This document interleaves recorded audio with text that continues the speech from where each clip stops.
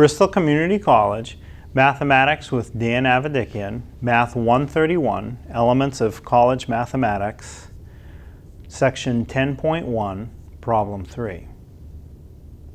This is Section 10.1, Problem 3. It says, for each graph shown below, use the vertical line test to determine if it is a function or not a function. So what you want to see is if you draw a vertical line through the graph at any point you can, if it'll only touch one spot at a time, or if you can find places where to touch two at a time, that would break the rule. So the first graph, which is what you would call a parabola, it's kind of like a bowl. Wherever I put a vertical line, it's only going to touch in one spot at a time. And basically, how far out you go on the x-axis is what you're using as an input, and how high up or down you go before you hit the graph is the output. So any input I choose can only have one output. So the first one is a function. Oops.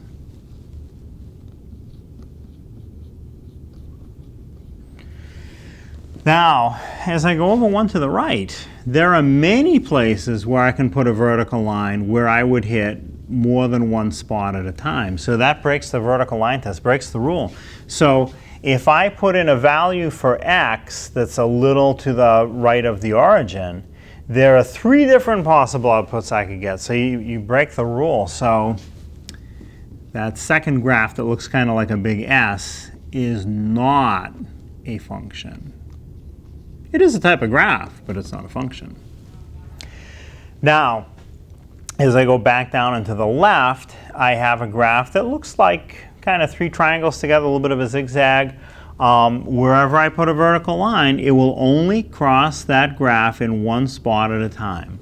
So that one is a function. It satisfies the rule. And as I move over one to the right, I have a diagonal straight line. Doesn't quite go through the origin. It's about 45 degrees and misses the origin by just a little bit to the left. Wherever I put a vertical line, it will only hit the graph in one spot at a time.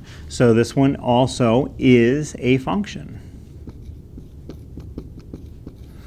And then two more, as I go back down and over to the left, what I have essentially is a circle centered at the origin. There are many places where I could put a vertical line which would cross more than one spot at a time. So the circle is not a function. So again, it is a type of graph. It's not that it's wrong or anything wrong with it, but it's not a function. Being a function has certain specific rules. So the circle is not a function. And the last graph is a vertical line that is a little to the right of the origin. And again, because it's vertical, there's an infinite number of spots that a vertical line would hit. Essentially, a vertical line would go right on top of it. So that last one is not a function. And again, it is a type of graph, but it's not a function.